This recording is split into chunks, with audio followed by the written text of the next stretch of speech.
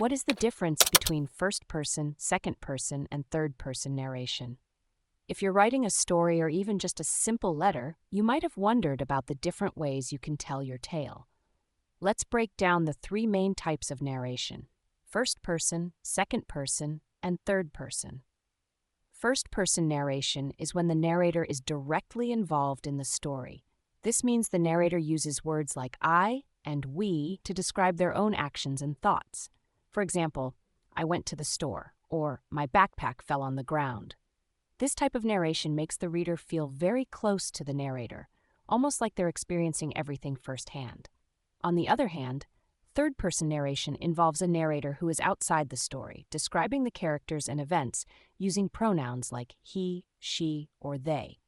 For instance, Alex went to the store, or her backpack fell on the ground. Third-person narration can be further divided into several types. There's the third-person limited, where the narrator focuses on one character's thoughts and feelings. Then there's the third-person omniscient, where the narrator knows everything about all characters and can share information that no single character knows.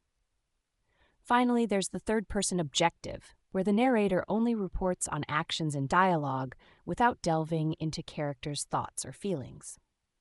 Now let's talk about second-person narration, which is quite rare but can be very powerful. In this type, the narrator addresses the reader directly using you. For example, you walk to the store, or your backpack falls to the ground.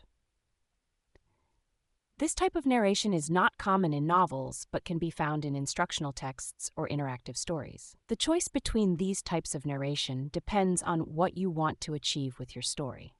First person is great for creating intimacy and immediacy, making the reader feel like they're part of the narrator's world. Third person offers more flexibility, allowing you to provide a broader view of the story and its characters. Second person is unique and can engage the reader in a very direct way, though it's less common in longer forms of writing. Each type of narration has its own strengths and weaknesses. First person can make the reader feel very connected to the narrator, but limits the scope of what can be known. Third person can provide a wider perspective, but might make the reader feel less connected to any one character. Second person can be very engaging, but is often challenging to sustain over a long narrative. Understanding these differences can help you choose the right point of view for your story, ensuring that it is told in the most effective and engaging way possible. Whether you're writing a novel, a short story, or even a letter, the point of view you choose will significantly impact how your readers experience your work.